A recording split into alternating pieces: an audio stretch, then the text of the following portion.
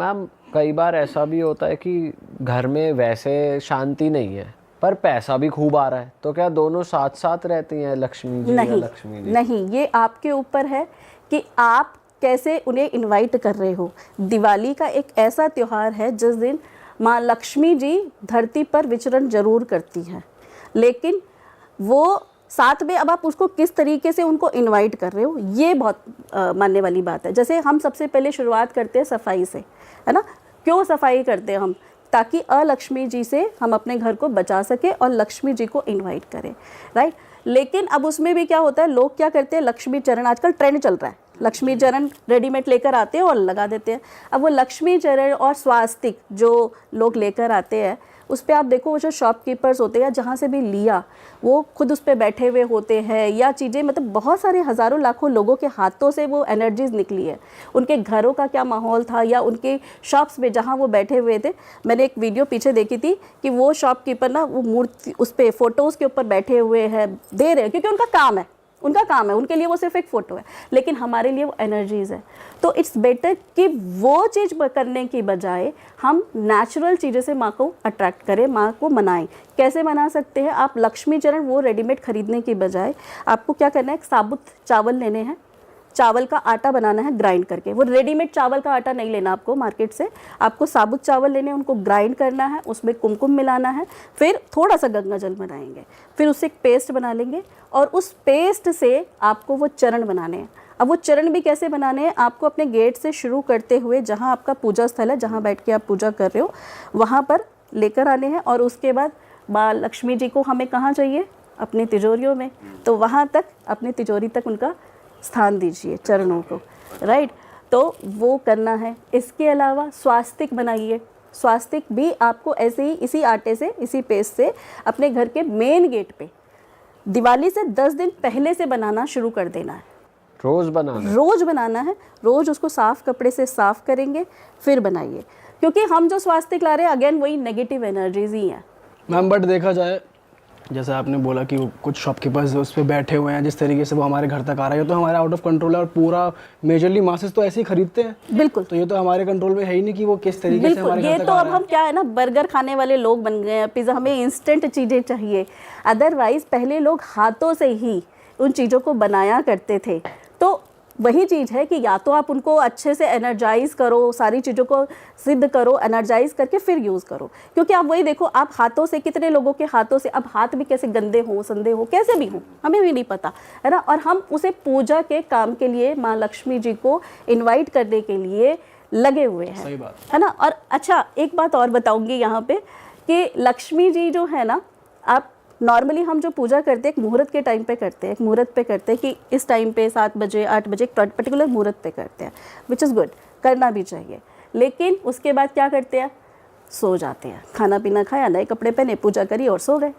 But Lakshmi ji उस दिन आती हैं धरती पर, लेकिन वो आती है 12 बजे के बाद। वो कहती है कि देखूं, क्योंकि उस टाइम तो भक्तों में वो लगी हुई है ना, होड़ लगी हुई है कि मैं भक्त हूँ, मेरे घर लक्ष्मी जी आए, मेरे घर लक्ष्मी जी आए। तो वो आती है 12 बजे के बाद कि ये देखने कि ऐसा मेरा कौन सा भक्त है जो एक्चुअली में मेरा भक्त है और मेरे लिए पूजा पाठ कर रहा है। अच्छा। तो उस टाइम पे 12 बजे के बाद आपको पूजा करनी चाहिए, वो और कुछ नहीं तो आप एक मंत्र का चांटिंग कीजिए। मंत्र की चांटिंग, क्योंकि वो एक ऐसी ऑस्पिशियस रात है जिस दिन एनर्जीज बहुत हाई वाइब्रेशन लिए होती है। आपने सुना होगा जितने भी साधक होते हैं उस दिन साधना करते हैं, इनफैक्ट जो अघोरीज और बहुत सारे नेगेटिव जो करते हैं, शमशान जाके साधना करना और वो सारी पूजाएं उस दिन होती है, क्योंकि उन्हें पता है कि इस दिन जो भी रिचुअल, जो भी एनर्जीज वो अट्रैक्ट करेंगे, वो पूरा साल मेहनत करेंगे एक तरफ और अकेले उस दिन की एनर्जीज एक तरफ। तो इसीलिए उस दिन की रात मैं स्पेशली अपने स्टूडेंट्स को भी कहती हूँ कि इस दिन नहीं सो भाई, इस दिन सिर्फ सो मत। उस दिन मतलब 12 बजे के बाद लक्ष्मी जी आती है। ये आप एक बात बताओ, आप ये सब चीज़ें जो तामझाम कर रहे हो, माँ लक्ष्मी जी को इनवाइट करने के लिए कर रहे हो, आप आज मैं आपको इनवाइट करती हूँ कि शुभम आना मेरे घर पे और मेरा इस दिन ये काम है। आप कहोगे ठीक है। आप मेरे घर आए और मैंने गेट खोला रखा है आपके लिए, लेकिन मैं जाके अपने बेडरूम में सो रही हूँ, आप मेरे घर रुकोगे? बट मैम अगर देखा जाए, जैसे आपने बोला कि दिवाली के रात के 12 बजे वो लक्ष्मी जी आती हैं, जी। तो 12 बजे के बाद तो टेक्निकली नेक्स्ट डे हो जाता है और दिवाली के लिए ही हम पूछते हैं लक्ष्मी जी को। अगर एस्ट्रोलॉजी करी या वैदिक शास्त्रों के मुताबिक देखें तो जब तक सूर्योदय नहीं होता तब तक वही दिन चल रहा होता है। दिवाली की रात वही रात आपकी ऑस्पिशियस रात है। जैसे कि मैंने बताया, उस दिन साधना की रात है। उस दिन आपको कोई भी आप रिचुअल, जैसे अभी हमने स्टार्टिंग में न्यूमरोलॉजी एज पर DOB हमने जो रिचुअल करने को बोले, उस दिन के रिचुअल, उस दिन की पूजा, उस दिन किए गए उपाय आपके बहुत बहुत रिजल्ट देने वाले होते हैं। 100 टाइम्स मल्टीपल होकर रिजल्ट देते हैं। इस दिन आपको एक रक्षा कवच जरूर बनाना चाहिए। रक्षा कवच, रक्षा सूत्र, जो कि हमें नेगेटिव एनर्जीज से प्रोटेक्ट करे, क्योंकि अगर पॉजिटिव एनर्जीज हैं तो नेगेटिव एनर्जीज भी हैं। आपने देखा होगा अंबानीज के हाथ में एक ब्लैक कलर का थ्रेड होता है। हम ये कहते हैं कि लोग ना दूसरों की खुशियों से खुश नहीं होते, वो जलते हैं। अपनी खुशियों से वो खुश नहीं होंगे, दूसरों की प्रगति से वो जलेंगे। तो ऐसे में क्या होता है ना, अब अंबानीज तो अलग ही लेवल है उनका, तो वो भी तो अपने आप को प्रोटेक्ट करके रखते होंगे, तो उनके हाथों में एक रक्षा सूत्र होता है। तो वो रक्षा सूत्र आप कहे तो मैं बता दूं ऑडियंस को। हाँ जी, हाँ जी। तो आप एक वो रक्षा सूत्र बना सकते हो। आपको क्या करना है, उसके लिए एक ब्लैक कलर का थ्रेड लेना है। उसको पहले गंगा जल का छींटा मारेंगे, धूप दिया बाती दिखा के उसको स्मजिंग करेंगे। उसके बाद उसके अंदर आपको लगानी है 7 नॉट्स, 7 गांठ लगानी है। अब वो 7 गांठें कैसे लगानी है आपको, पहले एक नॉट लगाई, फिर उसके बाद आपको नॉट लगाते हुए बोलना है एक मंत्र, बलाए कवचाए हुम, बलाए कवचाए हुम, बलाए कवचाए हुम। 3 टाइम्स बोला और उसके बाद आपको फूंक मारनी है। फिर ऐसी दूसरी नॉट लगानी है, बलाए कवचाए हुम, बलाए कवचाए हुम, बलाए कवचाए हुम। 3 नॉट्स ऐसे ही आपको 3 बार बोलना है और वो फूंक मारना है। तो ऐसे ही आपको 7 नॉट्स में ऐसे ही प्रोसीजर करना है। ओवरनाइट ये वहीं रहेगा, आपके मंदिर में रहेगा दिवाली नाइट पे। और उसके बाद फिर नेक्स्ट डे आप इसे अपने हाथ में पहन लीजिए। आपके घर में अगर 4 मेंबर हैं, 5 मेंबर हैं, आप सबके लिए बना सकते हैं। तो ये आपकी नेगेटिव एनर्जीज़ को आप तक आने नहीं देगा, और अगर आपके ऊपर कोई नेगेटिव एनर्जीज, इविल आई या कुछ ऐसा है तो उसको भी ब्रेक करेगा।